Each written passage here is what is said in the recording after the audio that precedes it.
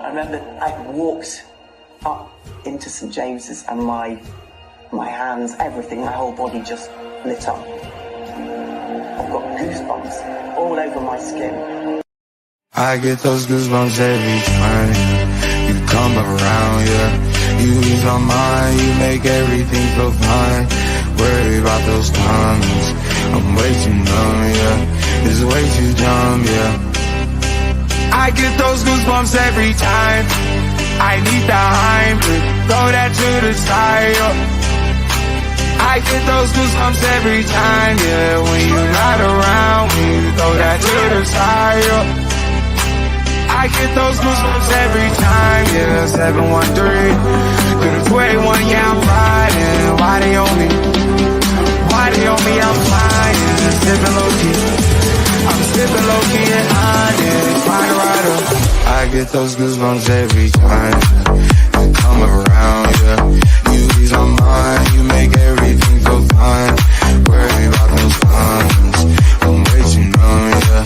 It's way too dumb, yeah. I get those goosebumps every time I need the Heimlich, throw that. Here we go. Good evening and welcome back to Loaded Mag NUFC. We are here. We weren't planning to be here, but we are here for a bit of a Premier League anchoring special.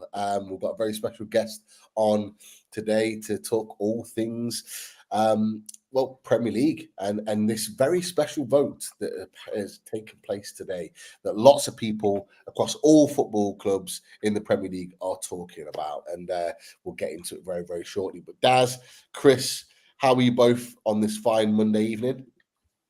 No one really cares how we are, Pete. They only want to hear about Kieran, but I'm good. Got off the GA football pitch to be here to listen to what Kieran has to say. But how are you, Chris? I'm good, mate. Yeah, similar to you, Daz. I don't want to waste any of Kieran's precious time, but I'm good. I'm really, really good. Pete, are you all right? All good. Very good. And it's even better that we have the main man to come on to talk all things football finance and the latest news that's come out today. So just before he comes out, people in the chat, welcome. Make sure you get your questions in for Kieran. We will give a little bit of time for questions to be fired towards Kieran Maguire, but let's get him in. The main man, the private Kieran. Welcome back, Kieran. How are we doing? Hi, guys. How are we doing? Enjoying the season? Well, a lot more. We are now. Last time we spoke, Kieran, I think it was around early January, and we were probably having a different conversation, I imagine.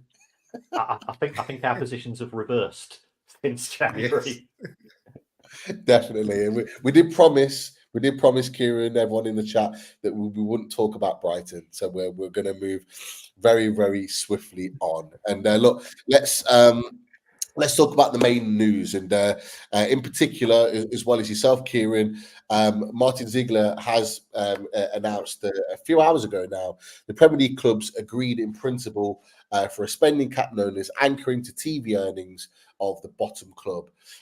Interestingly, I want to get Kieran's thoughts on this for sure. Understands that Man City, Man United, Villa voted against and Chelsea abstained.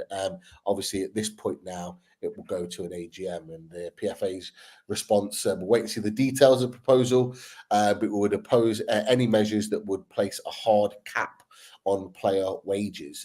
There's an established process in place to ensure proposals like this, which would directly impact our members, have to be properly consulted on, and that's where we're at. So lots of talk around the anchoring and obviously the supposed cap. But Kieran, since this is broken, like how does this look to you, this situation? Because it can be potentially a big moment in the Premier League. I think the initial reaction was that if these rules are going to replace the existing PSR, and if these are going to be the only rules which are going to be applying, then it could have been a major game changer, and it would have been significantly beneficial for Newcastle United as well. Unfortunately, I think from your perspective, these rules are going to run alongside both UEFA's rules, which limit your spending to 70% of the money being generated by the club, and also the Premier League was going to mirror those rules and have, in addition, for those clubs, excuse me, that don't qualify for Europe, they could spend 85% of their income and transfer fee receipts on wages, agents' fees, and amortization. I think the criticism of those rules is that if you take a club such as Manchester City, which last season generated £700 million worth of revenue, 70% of 700 is 490. Newcastle last year made 250. Let's say that they go up to 300 million this year. Well, 70% of 300 is 210. So Manchester City start the season with a £280 million spending advantage. And that is going to continue to be the case. The only restriction is if Manchester City's commercial income continues to rise as fast as it has done historically, it can't have an additional advantage. So I think the initial excitement has quickly worn off. I crunched the numbers, and I think it was only 2 clubs would have to go and cut their spending or increase income, one of which was Chelsea. And if you take a look at Chelsea's wage bill last season, it included the redundancy payments for Thomas Tuchel. It included the redundancy payments for Graham Potter as well. You know, even Chelsea, and I'm not their biggest fan, as somebody from Brighton, as you will be unsurprised to know. I'm not Chelsea's biggest fan, but I don't think they'll be sacking 2 sets of managers every season. So I'd expect their wages to naturally fall anyway. Interesting. And you did mention that you kind of crunch the numbers. It is kind of attached to the bottom club in the Premier League, and that could potentially change every year depending on that bottom club. Is that something to factor in kind of moving forward as well? Not really, because what you do is you say, well, how much is the TV income of the bottom club? And the TV deals are negotiated by the Premier League. So if we take a look at the bottom club in 22-23, that was Southampton. They generated just over £103 million worth of TV income under the Premier League deal. And what you then say is that every club in the Premier League can spend on wages and transfer fees and yabba yabba. Either we don't know what it's going to be. So it'll be 4.5 times or 5 times or 6 times that figure. So if the value of the Premier League TV deal goes up by 10 million, the level of spending will go up by 45, 50, 60 and so on. But you've also got to run that alongside the existing rules. And Kieran, sorry, Pete, just I assume it's still the figure of the multiple of 4.5 has been talked about. I know it all has to be signed off yet, but do you think that will maneuver, or is there room for that to maneuver? Yeah, what we are seeing as far as the Premier League is concerned is that there are lots of groups, there are lots of factions, and it's become incredibly political. Three seasons ago, it was the Big Six against the other 14. And the Big Six had been using the threat of Super League to get more and more concessions. What we've seen since the collapse of Super League as an option is that the clubs have become forming different alliances.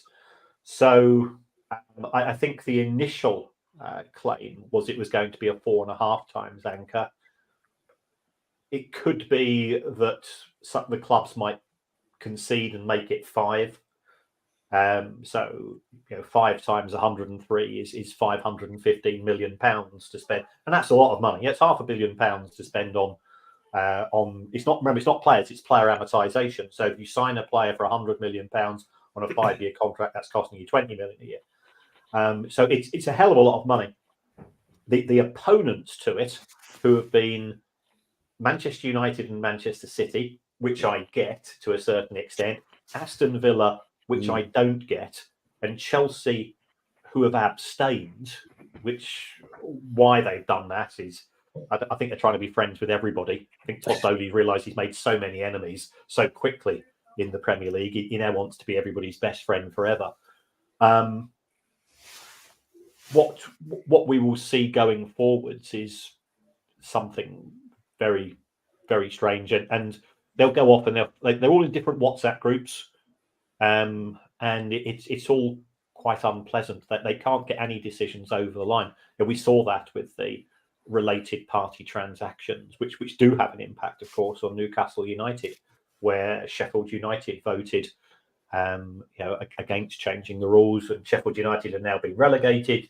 So when that goes to a new vote next season, what are Leicester going to do with regards to that? And you've got all of these shifting sands in the Premier League, from vote to vote, and it makes planning very, very difficult, and it makes strategy at a club difficult as well. Yeah, definitely. So, look, you've touched on it already about sort of the Man City, Man United, and Villa sort of voting, and that'll be interesting to see how that kind of works out. But in particular, I think most of the people in the chat tonight, we've got nearly 300 watching, but from that perspective, how will this sort of impact on Newcastle United? And look, just for a visualized point of view, I will put them on the screen. You put these out earlier on today, and it anchored 4.5 times. You look at sort of Newcastle United purely from our point of view in there, and then you look at sort of 5 times, and you can look at these and you see the growth. I think most people assume from this point of view that with whichever one it is, it will allow further spending for Newcastle United. But do you see that as the case for Newcastle? And will it benefit us in any way, this anchoring being signed off sort of later on in the summer? I think initially when the feeling was that these rules were going to be the only rules in operation, then it would have allowed Newcastle United to spend those numbers that we were looking at, between 200 and I think 350 million pounds, 370 million pounds, whatever it's going to be. But you've still got to comply with UEFA's rules.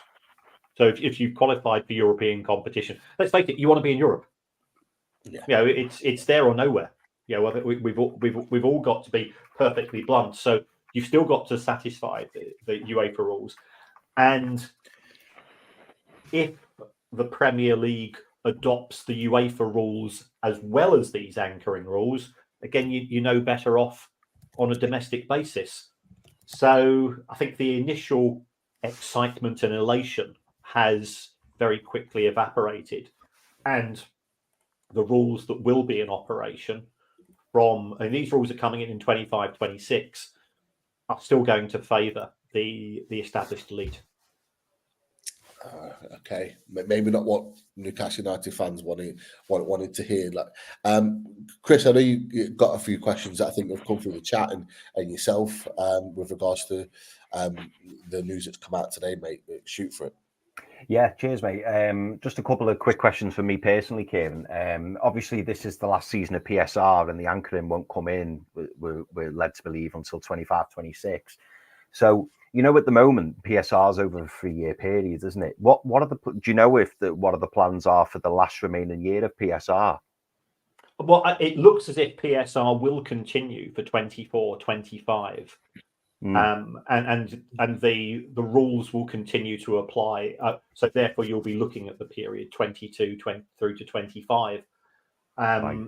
which won't be. They're not great, but they're not disastrous for Newcastle. And the reason why I say that is, yes, we know the club has invested substantially as far as recruitment is concerned, and that will be reflected in wages. So your costs are going up. At the same time, there is the boost for Newcastle. They qualified for the Champions League in 23-24. I think they've got a very good chance of qualifying again for Europe in 24-25. And even if it's the Europa League, you don't really make a profit in the Europa League until, in my view, you get to the quarterfinals. But you look at those clubs who are in the quarterfinals. Marseille, Inter Milan, Roma. We had Liverpool, West Ham. They were fantastic matches. Yeah. So from a fan's point of view, I think it's actually a really good competition to be in. And I'm saying that as a Brighton fan who went to Rome and Athens and Amsterdam last year. Incredible scenes. Financially, it's not great, but it's not a disaster. But Newcastle have also got the benefit of a new Adidas deal kicking in next year. Don't get overexcited about it, though.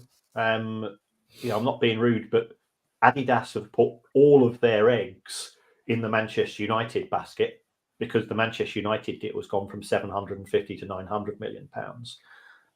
It looks as if Adidas have now got the Liverpool contract as well. So all of their big money and their big promotions will be going on those two clubs. Newcastle will be. So you've got, if you take a look at the merchandise market, the manufacturers have elite partners, then tier 1, tier 2, tier 3. Newcastle would have been an elite partner of Castor, but there'll be a tier 1 partner for Adidas, which have positives and negatives. So that can be good. The front of shirt deals and the official partners is where I expect growth to take place, and I think that will be beneficial for Newcastle both this season and next season. And that's what I was going to kind of just add on to as well. Obviously, you mentioned that the anchoring, and actually we didn't kind of actually get into what the sort of anchoring is in terms of detail. I think Ian McKenna's just actually asked the question, what is anchoring? Because I think a lot of fans don't actually know. But with regards to that, I know you mentioned that it might not change necessarily anything for Newcastle, but if they are growing off the pitch and they are growing financially off the pitch, will that, alongside this anchoring that's coming into place, allow Newcastle to have further growth in terms of what they can buy and how much money they can spend moving forward? Because it is going to be sort of in a year's time where this comes into place.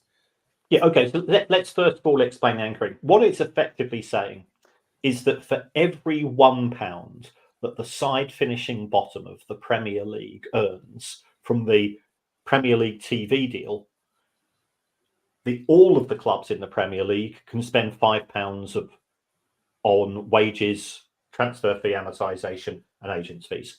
So that's quite good, because that means that Newcastle, in theory, can spend the same amount as Manchester City and Manchester United. So if we just had anchoring, I think it would be fantastic news for Newcastle, because it would allow that gap, and we know that it's a closed shop between the existing elite and what you might call the ambitious stroke aspirational clubs. And I include Newcastle in that, and I can include Villa in that as well. I think that would have been quite exciting. The downside is that these rules are operating with the squad cost control rules, which say, let's take your money coming in and you can only spend 70% of that on wages and agents' fees. Okay. Chris, I think you might have had a couple more questions there to throw. Yeah, I was just going to ask Kieran whether if he knows this or not, but whether the plan was for it to kind of be over the 3-year periods when it does come in, when the anchoring comes in, or is it just going to be purely on an annual, yearly basis? I think it's just going to be on an annual basis, and it will be set effectively a year in advance. So we will the Premier League know the value of the TV deal for 24-25 at the start of 24-25, so they can work out roughly what they expect the bottom side to earn. It can advise you'll be able to advise clubs, probably March, April, this is what we expect it to be. To that in La Liga. In La Liga, they say, how much money do you expect to come in next season? How many loans do you have to repay? How many transfer fees do you have to pay? What are your overheads? And what's left over you can spend on wages. So there are sort of existing rules which apply sort of on a season by season basis. Okay, interesting. I know there's a few coming in the chat. I don't know if there any more that you've started there. Go for it, Chris. Yeah, there absolutely is, mate. So Kev T asks you, Kieran, do you believe that Newcastle will need to sell in June in order to avoid the FFP sanction? need to sell, they're going to be close to the limit. Now, I think everybody's watching the market very carefully between the final, from when the transfer window opens, which is the 1st of June to the 30th of June, because that ties into your financial period. We've also got the fact that Newcastle have been in Europe this season, and UEFA's rules run from the 1st of January to the 31st of December. So that adds a further layer of complexity. I don't think they have to sell a major player. They might choose to, but I think it's that they're probably in a position whereby they're in the desirable rather than essential need to sell players. You know, sometimes you see that on job applications. I quite often when I apply for jobs, desirable to speak French, but not essential. And you go,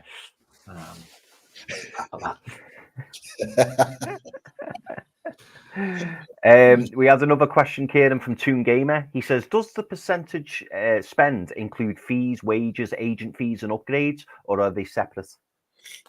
No, what you do is you say it's the total spend on player wages. So again, you have to be careful because the figures that we see in the accounts are the wages for all of the staff. So it's player wages only. And then you start thinking, well, hold on, what happens if Manchester City decide to re-employ Erling Haaland as the groundsman, for example? So people are already starting things to getting ways around it. You then got the agent fees in respect of the club. You've got the transfer fee amortization, and you've got any player write-downs as well. So there are those costs together. So if you want to spend more on wages and less on transfer fees, you've got a bit of wiggle room. If you want to spend more on amortization and less on wages, again, you're looking at the total cost. The PFA are not happy about these anchoring rules because they think it's trying to bring in a hard wage cap. Okay. Really, really interesting question, Kieran, from GK. He says, do you think today's vote will act as a catalyst for owners to purchase multiple clubs? Seems like clubs will be motivated to find ways to work around the rules. Well, it comes down to the culture of the club. It comes down to, does the club want to obey the rules? If you want to circumvent rules, there's always an accountant, there's always a lawyer that will come up with a scheme. It's just like if you don't want to go and pay any tax, there'll be some fly-by-night who will say, invest in this film scheme, and I can save you tax, and you put 20 grand into this film scheme, and you never see the money again. There's always a loophole for every rule, but if the culture of the club is we voted for these rules, we want to make sure that these rules are being applied, then trying to get around them. Multi-club ownership rules are ways, because what you do is you stick a load of players out on loan in January and you get your wage bill down. There's one way of getting around it, and so on. Yeah. Lovely. We knew we only had you for a short period of time, Kieran. Thanks, so Kieran. a pleasure to join for you to join us. Look, I'm sure we'll get you back on again when things grow and develop, as they will do over the course of the summer. But we'll let you go. Massive thanks for you to join us, and we'll thanks, we'll guys. All the best, Kieran. See you the next Enjoy time. the rest of the season. I won't. Yeah. Good luck. Take care. Brilliant. Massive thanks for Kieran to come on. As you can imagine, he is chock-a-block tonight with the news that's being released. So the fact that he's chosen a load of Man NUFC to come on and talk all things football finance, Premier League voting, anchoring, all that stuff, and how it relates to Newcastle United is absolutely fantastic.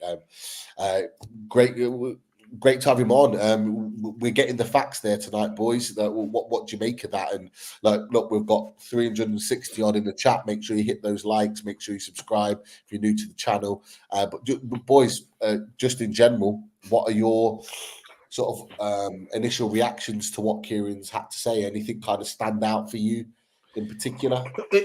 It's great to hear from the horse's mouth. Let's say Kieran is the expert on this. I just got to hear a small bit of it before I had to run out and then back in again. So no, I got it directly from Kieran. So no, just trying to take it all in. And it's not official yet. They have to vote on it again at the AGM or whatever to sign it all off. So it is a pity about that it's not going to be in for the coming season.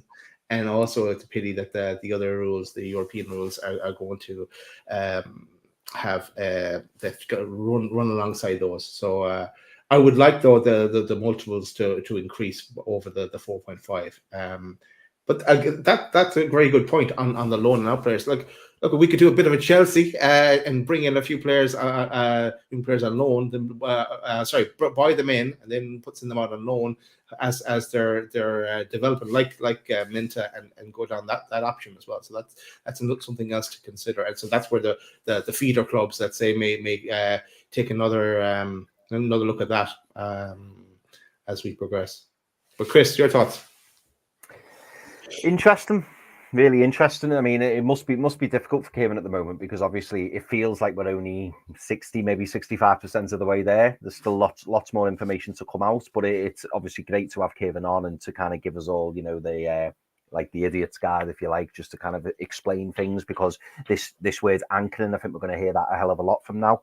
And obviously, if it's going to be working alongside or replacing PSR, whichever way you want to look at it, it's going to affect a lot of clubs, not just Newcastle United. But yeah, I think it was an interesting show with Kieran, and I'm looking forward to having him back on just to kind of talk more. I mean, I know that there's going to be more information coming out within the next week or so, so hopefully we'll be able to expand on that more and with Kieran.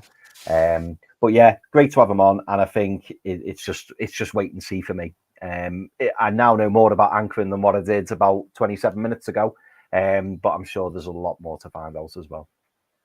And just linking back to something that Eddie Howe said in his press conference, that he says how we mightn't buy the big name now, but we would buy the big name that for the future. I wonder whether they look at doing some more of the kind of deals like they did with Hall, where they bring someone in but kind of push the spending on maybe a loan and then push the actual sale through further down the line to when they have a bit more wiggle room to work with. So yeah, and that's great. This is what Newcastle wants. They obviously voted for this, so that it's not the luxury tax that we had dreamed that might be a possibility, but it's something better than what's already there. So it's a plus for us from my point of view. And Pete, your thoughts on it?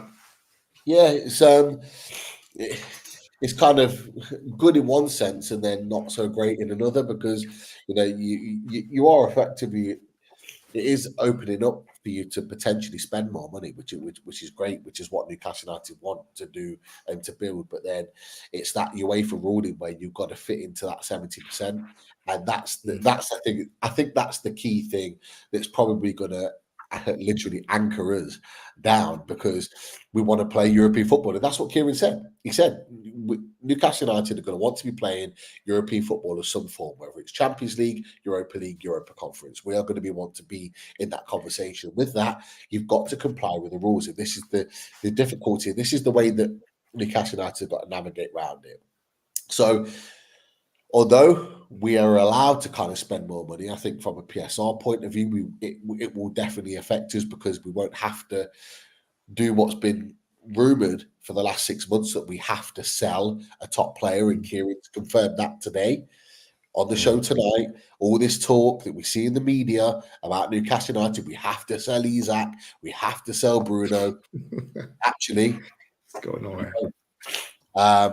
We don't. That is we don't. That won't be the case, and even more so when this anchoring, or if this anchoring, when it obviously gets signed off in June, kicks in next year or the next summer, we'll be in a position where we won't have to sell any of our stars. The key will be, for me, how we navigate ourselves through that period. And I think, although we talked about Adidas and various other things, our revenue streams have massively improved over the last 2 years.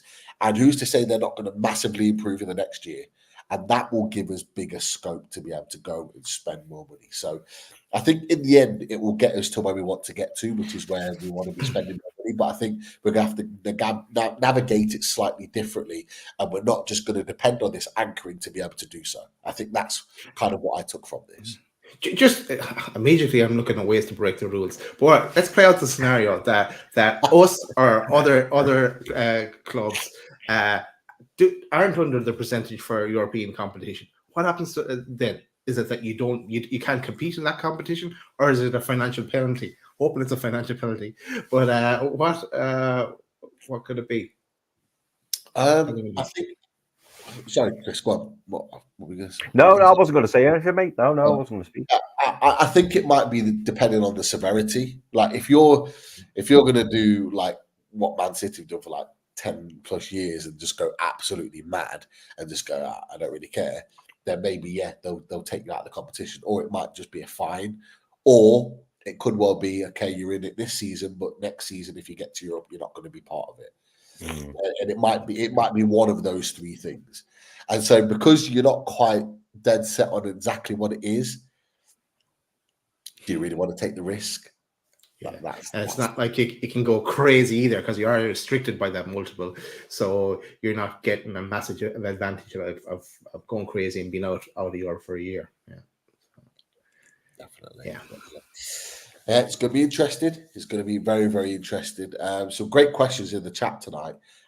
Thank you for throwing those out. Definitely, some really, really good information there. But look, as you mentioned in the chat, if there's breaking news in one way, shape, or form, we always try and make sure that we get the real informed conversations, and we did that with Kieran Maguire tonight.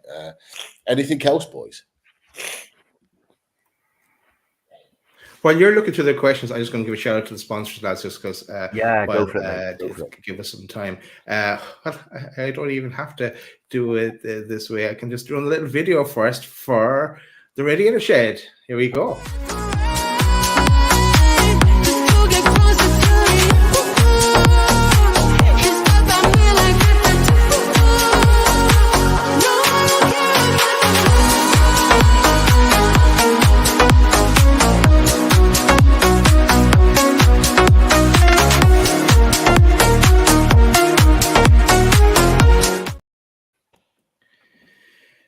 Right, and you will also have, I like that tune.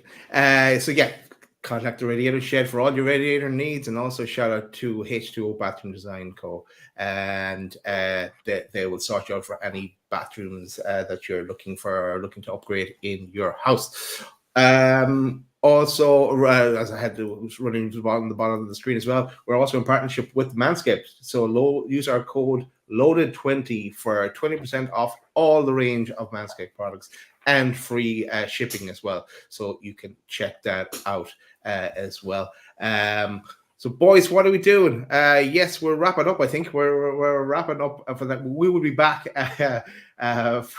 during the week. I must listen to that voice note, Pete, of what our plans are for the week, because they've changed a few times along the way. But look, make sure you smash that like button on the way out as well. Sorry, go on, Pete. No, it's all right. Ken just said that you're on the LEMS. Yeah, I am struggling. I'm not well. I apologise if you hear some sniffles in the background, but I'm soldiering on.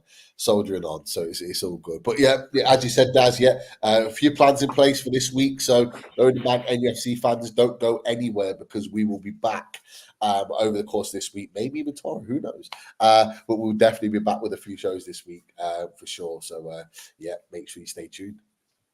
Right, message from Kieran. He says, how do you like that?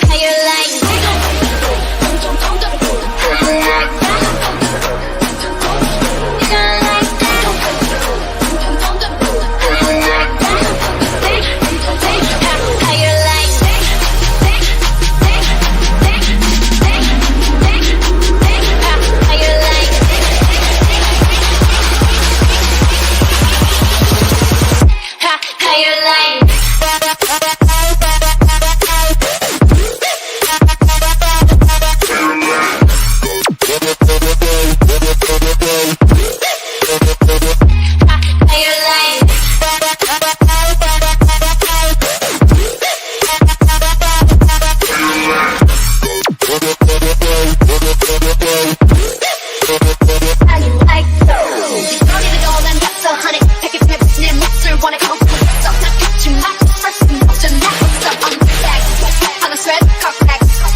drink it.